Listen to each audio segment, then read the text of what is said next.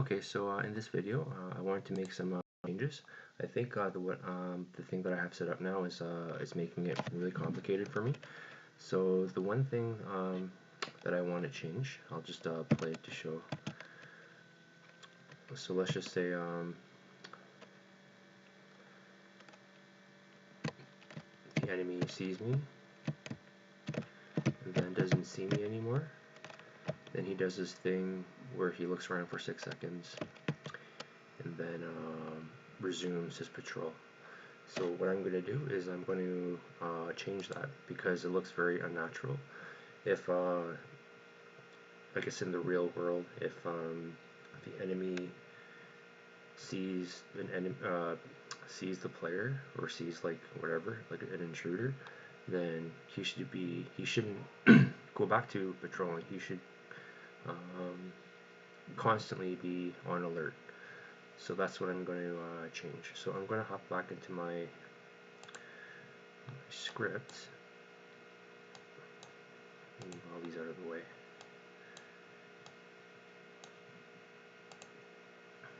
So what I have right now is if player is detected, the enemy aims at the player, he stops moving,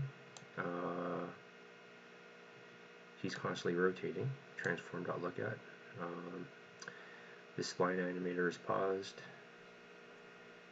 his aiming is true. So all this stuff, I'm going to block it out. I could just delete it, but I kind of want to keep what I had earlier.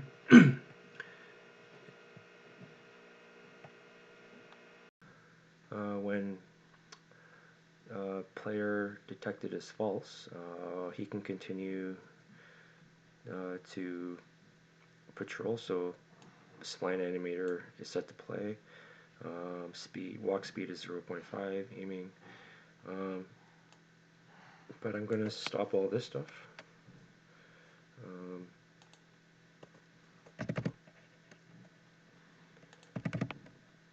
Before I had it so that if the player hides behind a box again, then it does a quarantine for the enemy to do a look around, and then after some time it sets is aiming to false, so it can start doing all this stuff again. But I'm not going to go back to this. I'm going to keep it once the player is detected. It's going to stay here. So while it's here, I'm going to make it so that if distance to player is greater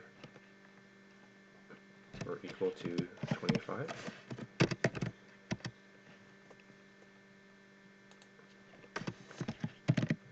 else if distance to player is smaller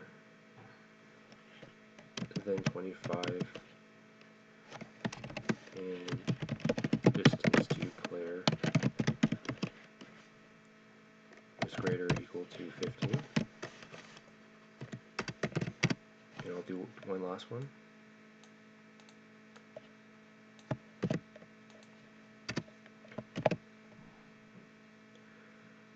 Distance to player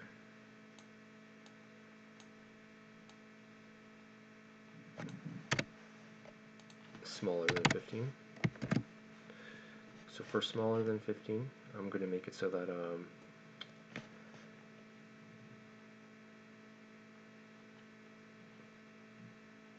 actually this has to be constantly working.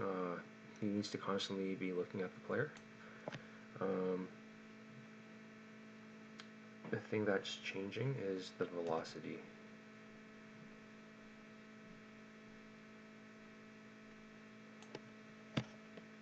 So if it's greater, if he's really far away, he's going to run. So the velocity, I'll make it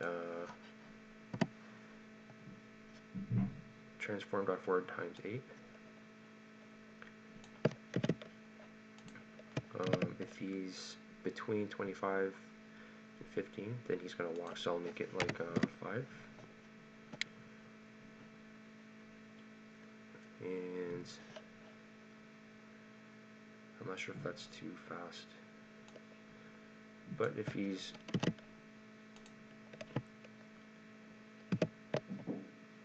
smaller than 15, then he's going to stand still, so I'll make it 0. Actually, this has to be turned on as well. Aiming is true.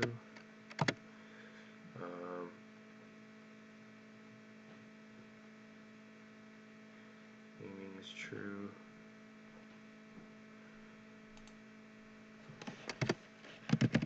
Animator dot set float speed is 1.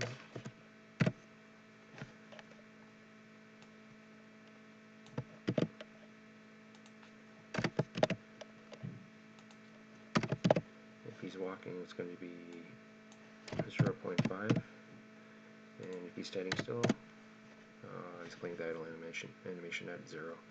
So I'm going to compile that.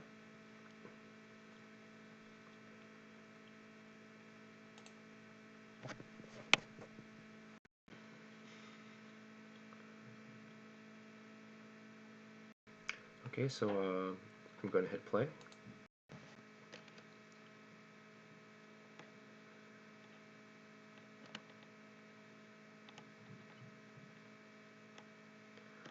So I'll have the player crouching again or whatever,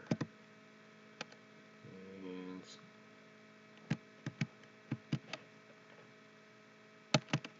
the enemy sees me.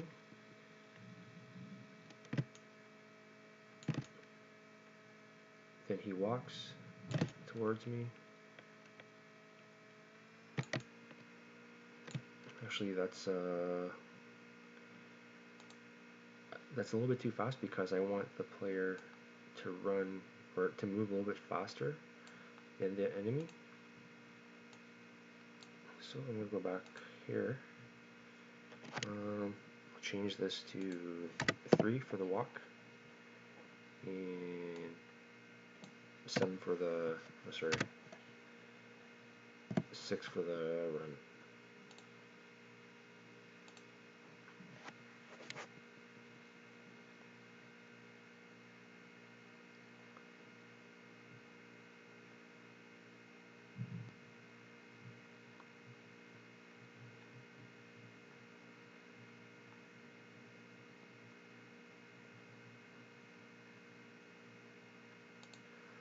Play again.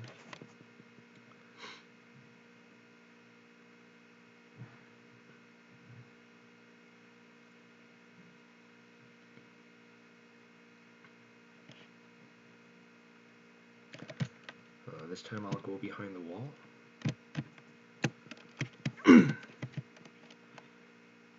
So he doesn't see me, and then he sees me. So he walks, and at 25, you can sort of see his legs.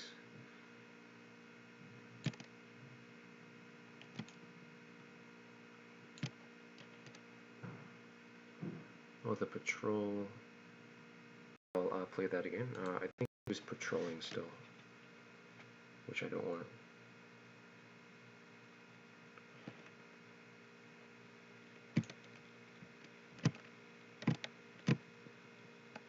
So let's just say he sees me. And then as soon as I'm far away, he starts patrolling again, which I don't want. So I'm going to pause that. First it's giving me an error. It was giving me an error. I won't worry about that right now. So this is, as soon as he's far away, this gets triggered again. So if player detected is false, and it's being triggered here. So I want to turn off all these, all the ones that are false.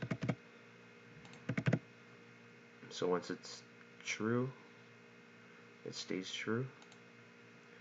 I'll see if that works. And also, it was giving me an error about the is aiming because it's not being used. You can sort of see it's grayed out here. That means it's not used. So I'll just gray that out. So if I let it compile and hit play.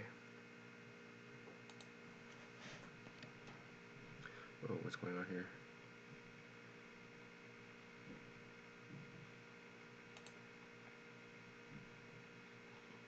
He's aiming.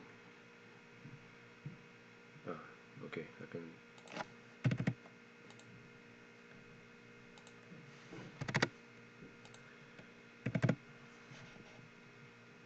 Let's compile that.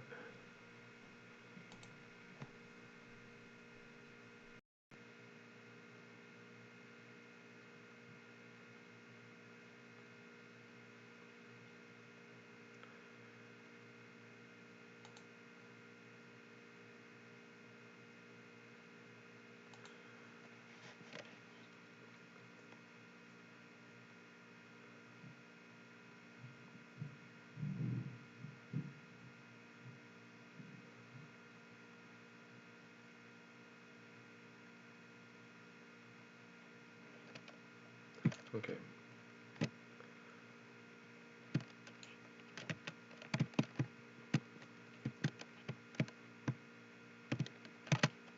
So if I run away,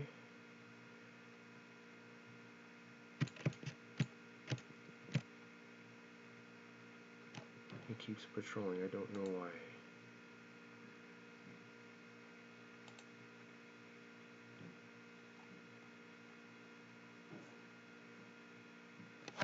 Did I miss one?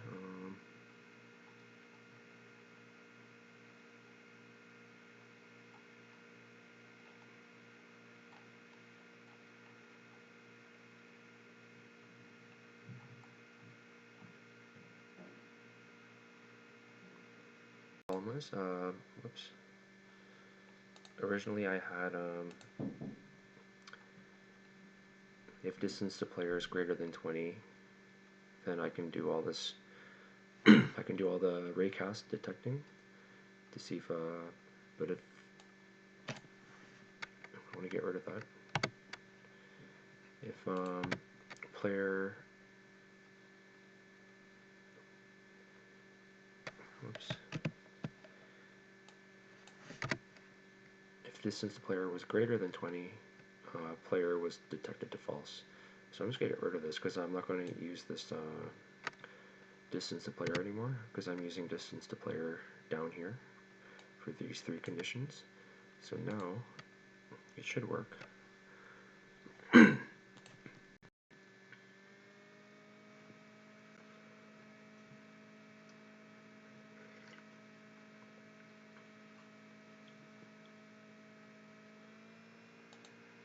play.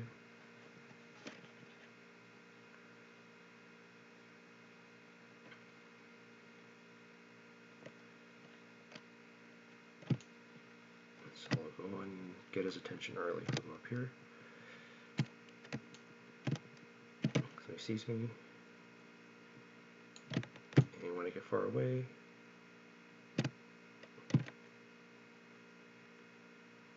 he keeps on coming and he starts running. You can see his feet.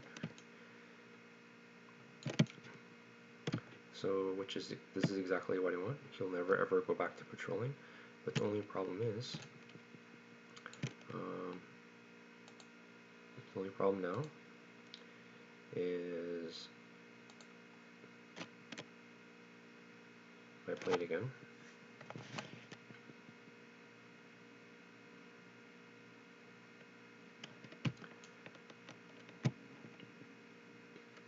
If I go get his attention again, then he starts following me. All of a sudden, he's stuck at these walls. So walls and like boxes and stuff like that, it creates another set of problems. So just say I'm inside of a building, I could, like, I guess if you're a AAA studio, you can try and figure out how to get the enemy to navigate all the different rooms and doorways and stuff like that. But because I'm not a AAA studio, I'm just a solo indie guy, I'm going to come up with a simpler solution to keep him only active within certain bounds. So if he's right now, if there's like no obstruction, then he can come out, but I'm going to limit how far he can go. So in order to do that, I'm going to create an empty, and I'm going to call it enemy bounds. And for now, I'm going to set it to 0, 0, 0, and I'm going to add a box collider to it. As you can see,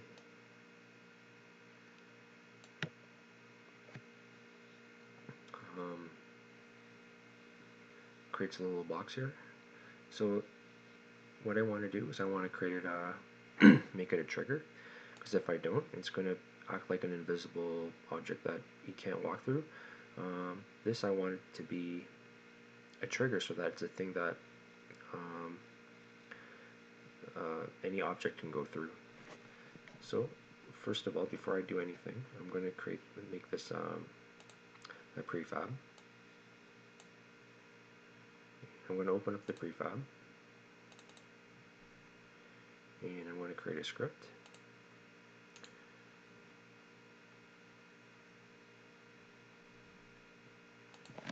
It's going to be called enemy bounds.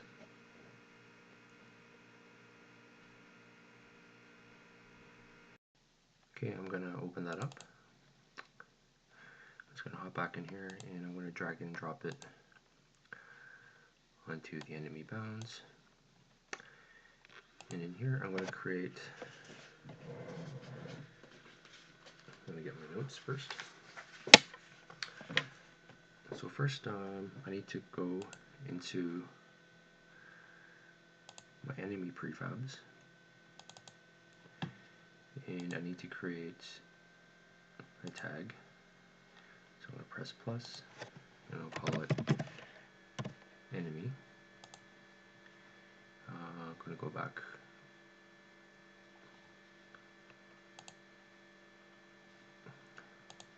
And I want to set it to enemy. I'll go do the same thing for my boss. Set that to enemy as well.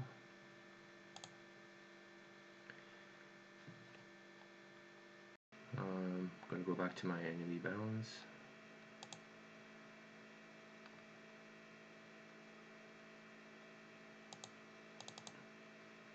And in the script,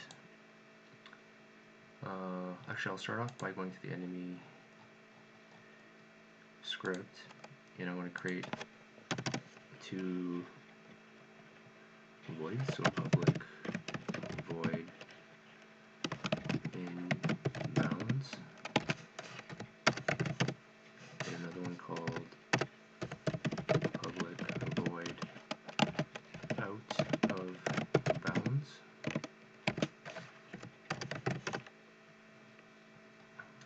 I want to create a variable, a bool that is in bounds.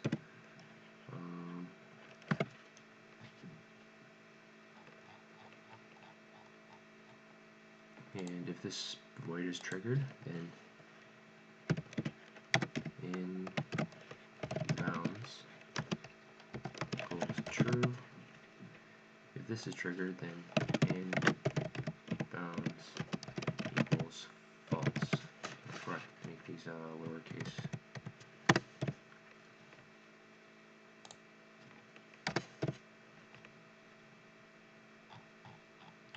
What did I do wrong? Oh, not is bounds, it's in bounds. So if this is triggered, in bounds is true. If this is triggered, in bounds is false. So in the enemy bounds script. I'm going to create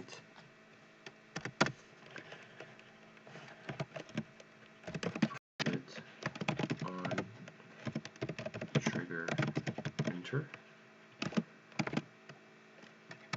collider other if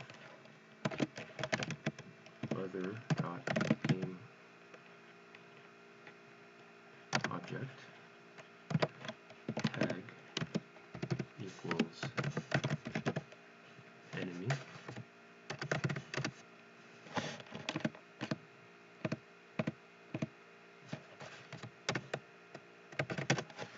then other dot get component enemy troop, which is the name of the script, and I'm going to trigger in bounds.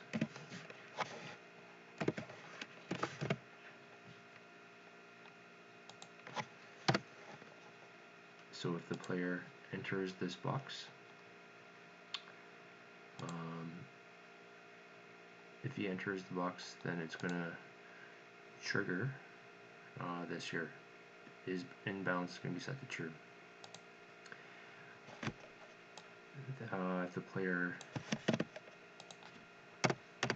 exits the box, if he comes out of it, then I need to change this to exit,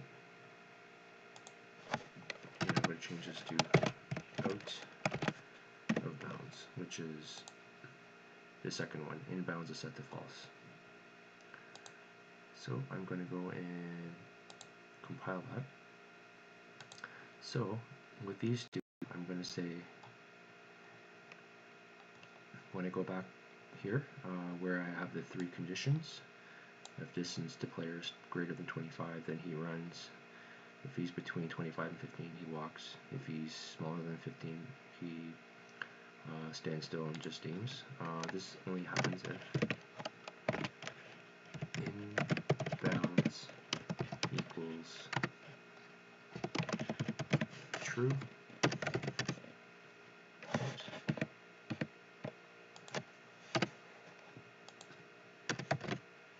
else if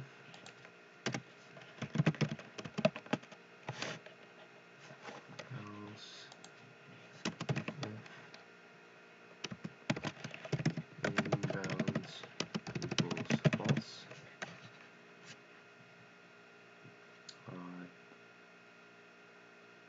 If he's outside, then he's just going to stand there. He's going to stop running towards me.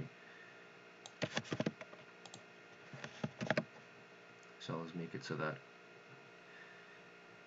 his idle animation is playing and his forward movement is 0. So I want to compile that.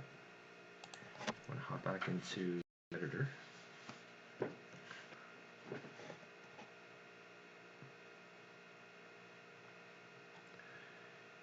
Now all I need to do is I'm going to go back to scenes. I'm going to grab my enemy bounds. So this, because it's a prefab, I can drag and drop as many as I want in any scene I want. So I'll just use this one that I have here in the scene. And I'm going to drag it over here. And I can move it up, I guess. But I'm more concerned about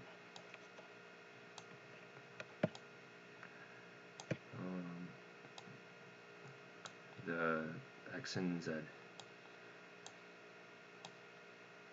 So he can't go out of this bounds. So let's say I hit play.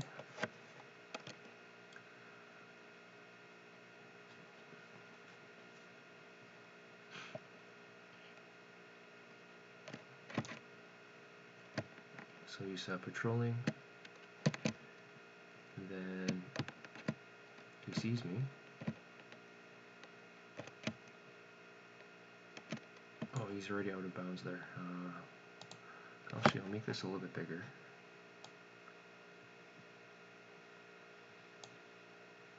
I'm going to try and cover that whole spline.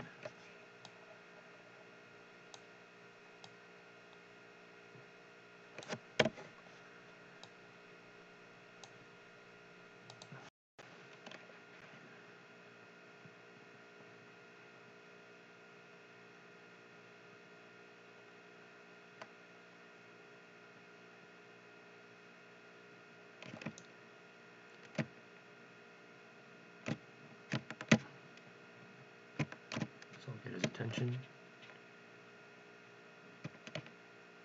He walks towards me.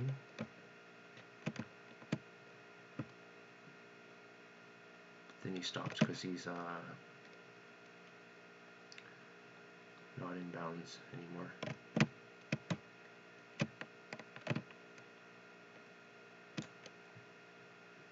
Okay, so that's basically it. That's all I want to do for this video. I'm also, obviously I need to refine it, but you can see why I did it. So I don't have to worry about these characters coming out of here, and I don't have to deal with all these obstructions or whatever. I can just design the game so that each of these enemies are bound to like certain areas. So I think for solo developers, it's just a better solution. I'm not a software engineer, so I can't figure out how to make the enemy navigate an entire building with all kinds of like different like doorways and stuff. So hopefully that made sense, and I'm just gonna cut it off here, and thanks for watching.